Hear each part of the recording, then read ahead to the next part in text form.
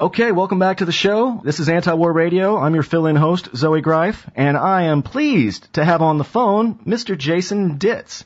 Howdy, Jason. How you doing today? I'm doing good. How are you? Okay, I'm doing great, thank you. I want to make sure I get this right. You are the senior editor of antiwar.com, I'm asking you, is that correct? I'm not sure what my title is. I think news editor. News editor, but you of course you don't do it alone, but you are certainly very much responsible for the quality and quantity of the information at antiwar.com. Is that correct? Right. Okay, well you do a great job, and I certainly have been enjoying it for years. Well, thank you. You're welcome. All right, I'm looking at your latest article here at antiwar.com/news.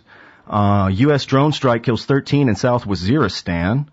So that's pretty self-explanatory, but maybe for the viewers who aren't so familiar with Pakistan and what's going on there, maybe why don't you explain a little bit what is South Waziristan and why would a drone be there killing 13 people, Jason?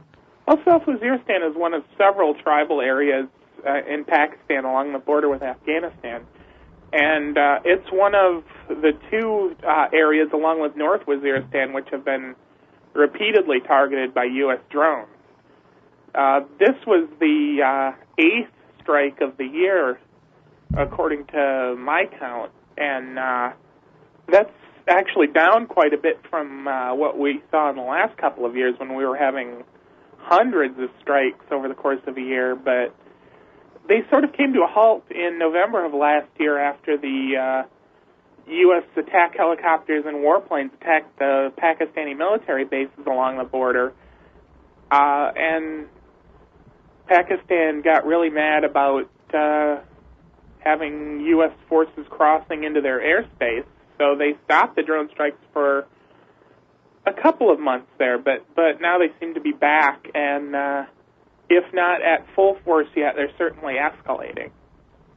Well, I'm just sitting here in Austin, Texas, staring at computer screens, trying to host a radio show and wondering, how does a drone think that it knows who it's blowing up? And, I mean, how does it get... Was this drone targeting 13 people, I'm wondering, or not? Does anyone know? Well, we don't know for sure, but it seems to have been targeting a specific house and a car that was seen leaving that house. Quite often with these strikes in either Waziristan, their targeting is based on tips from other tribesmen, which have been extremely unreliable, which is why large numbers of civilians end up getting killed in these strikes.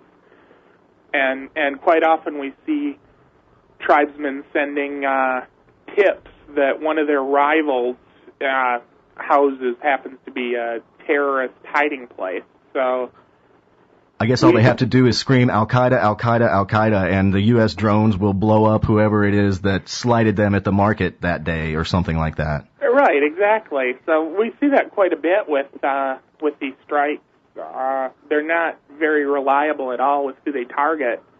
Everybody gets termed a suspected militant, but out of the 8 strikes this year, they've only got one confirmed Al-Qaeda member that they have a name for out of almost 100 killed. Well, I mean, I'm no mathematician here, but I remember General McChrystal's quote-unquote insurgent math saying for every person you kill, and I don't think he even specified whether they're actual insurgents or just, collateral damage, but for every one you kill, you make 10 more people your enemy. So what's the thinking there? Now we have 130 people who are more antagonistic towards the United States and the West than were before, according to the general's math, right? Right, and that seems to be holding pretty true in Pakistan. In fact, it might be even worse than 10-1, because these attacks have been enormously unpopular. Pretty much every week now, there's at least one anti-U.S. rally that draws tens of thousands of people in one of Pakistan's major cities. Tens of thousands, you say? Right. Last week it was Islamabad. The week before that it was in Karachi. There's increasingly a coalition among religious and secular conservatives in Pakistan who are the opposition party right now in parliament, and they are trying to use anger at the U.S. as a major election point because, of course, the Zardari government's been very friendly to the United States. Gosh, Pakistan, what a hornet's nest of tribal, ethnic rivalries and ancient beefs going way back in ways that we Westerners just can't understand. And that's a good point that I am curious about, and maybe some of the other listeners are curious about. Can we talk a little bit about just sort of the differences between the West in general and the old world, like Pakistan, about how it's not totally federated? You know, you can actually go hide out in the mountains and the state soldiers can't get you kind of thing, unlike here in the West where you can't go hide out in the mountains. The FBI, the whoever will come get you, you know, it's different like that, right? Oh, absolutely. The tribal areas are very nominally controlled by the Pakistani military. And even if theoretically they reserve the right to go into any of these places in practice, a lot of the parts of the tribal areas are no-go areas for Pakistan's government and for their ground troops. They're under the control of various tribal leaders, some of which have agreements with the central government, some of which don't.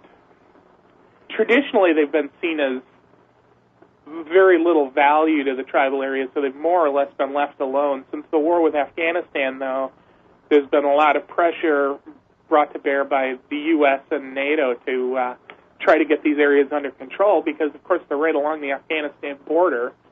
And traditional tribal hospitality says that if other Pashtuns show up, it doesn't matter who they are, you just have to let them hang out for a while. It would be rude and discourteous and, you know, bad behavior to do otherwise, you're saying, traditionally.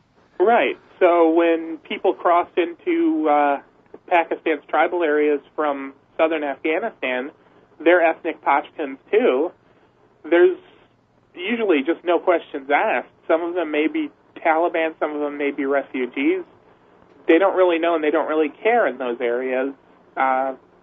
Not asking too many questions kind of thing? Right.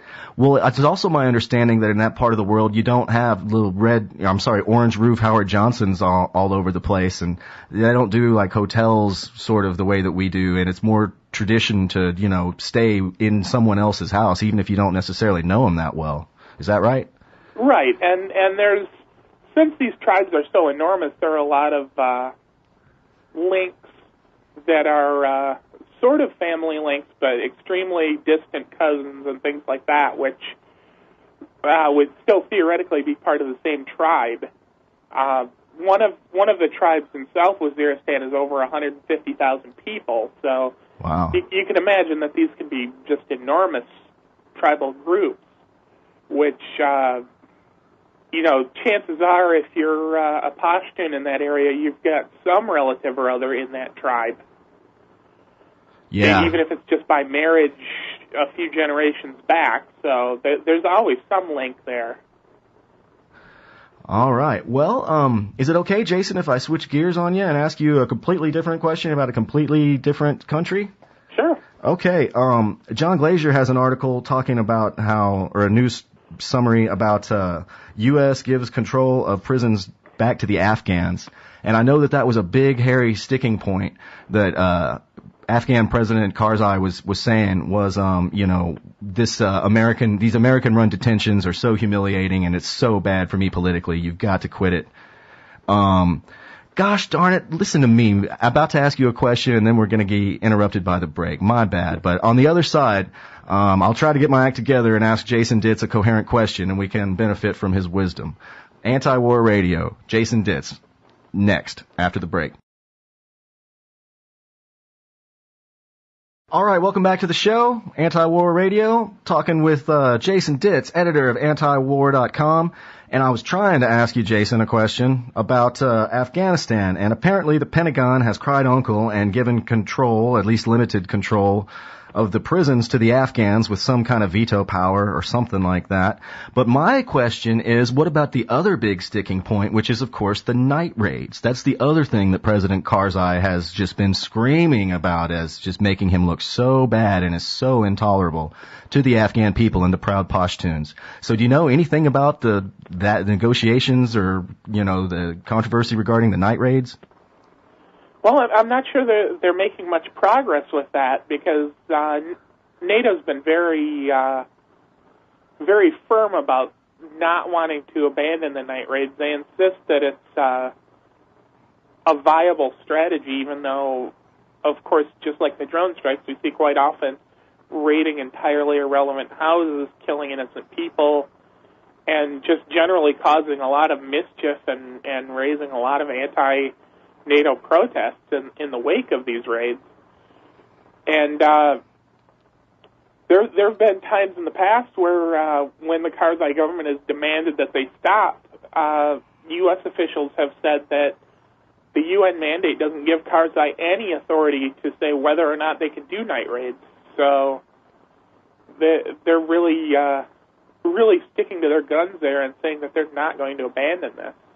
Well, I'll tell you, I one time interviewed a member of Iraq Veterans Against the War, an Army guy who was, in a combat role, and he said that they would do house raids in, Baghdad or elsewhere in Iraq, and in his words, it was always the wrong house. The intelligence was always bad. They always ended up just sort of terrorizing and humiliating people who were not who they were even supposedly looking for.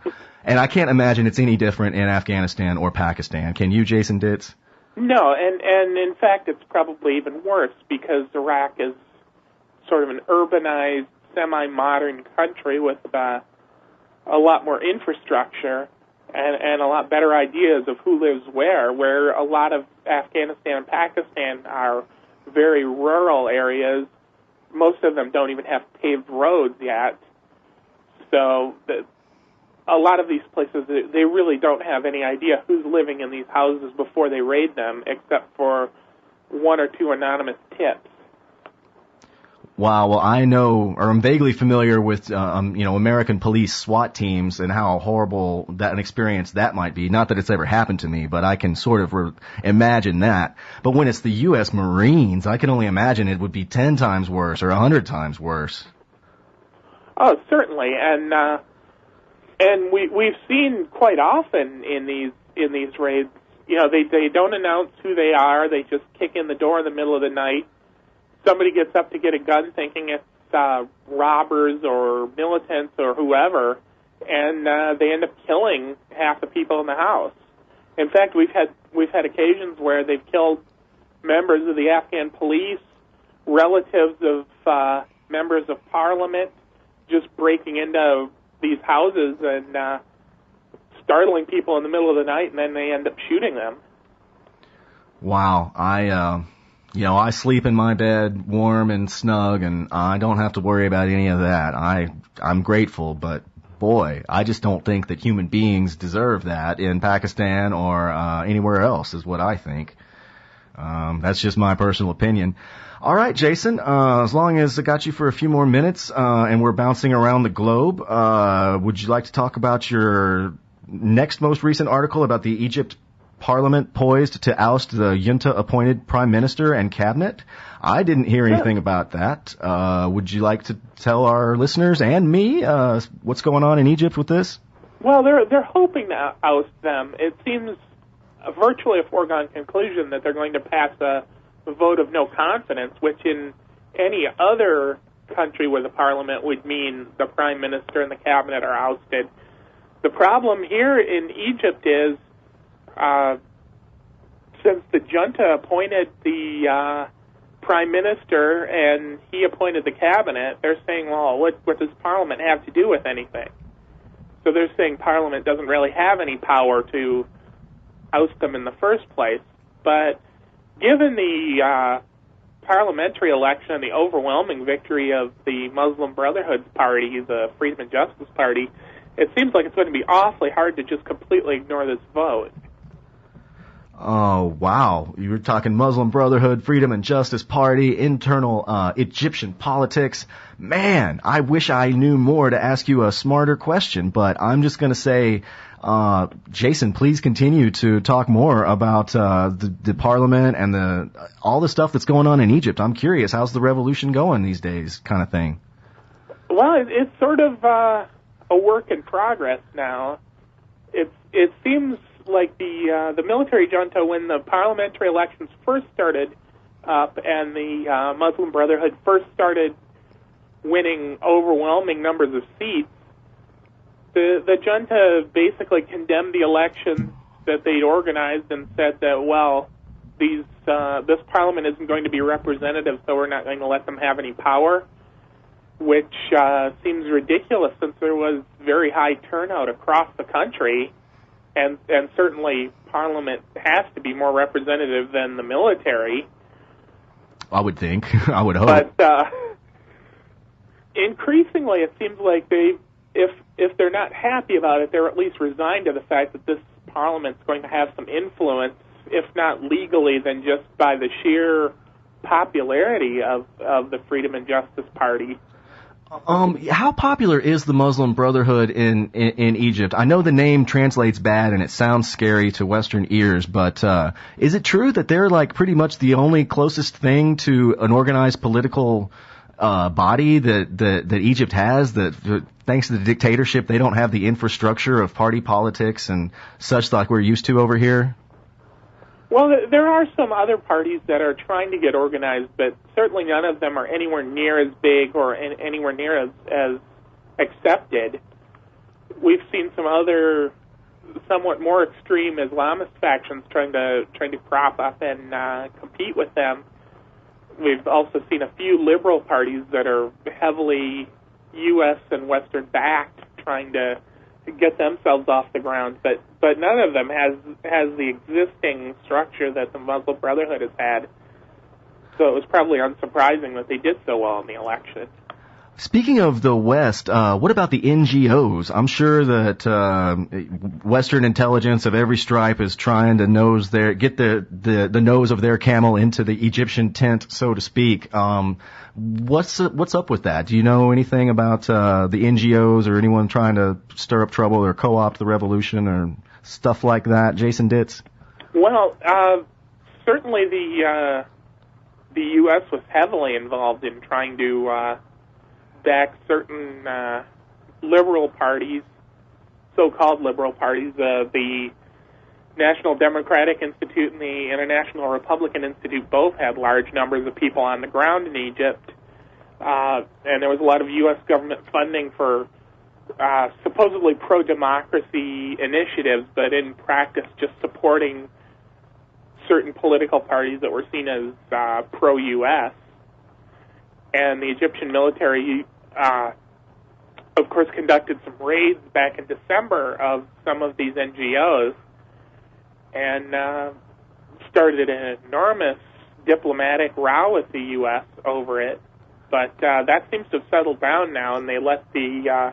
Do you have any insight at all as to what sort of backroom dealing may have or may not have occurred with regard to releasing their NGO workers, the American ones? Not entirely, but it does seem like some pretty hefty bail money was involved, and even though they're saying, well, this bail is on condition that these people come back, I don't think anybody really expects any of the U.S. NGO workers to come back for their trials. So these were basically a couple $100,000 fines for each of them, and that's probably going to be the end of it. Well, I'd pay it if I was them in their position. Okay, well, we're about to wrap up the week here. Jason Ditz, I'll give you the last word. Is there any topic or anything that you want to, introduce or reiterate, in this last couple of minutes here before the end of the show? Well, maybe one more thing on Afghanistan. On the handover of the prisons, the Karzai government isn't really getting everything they want here because they wanted a more or less immediate handover of the prisons, where what the U.S. has agreed to is to hand them over by the end of 2014. Oh, that's an important point, yes. So what is being negotiated here is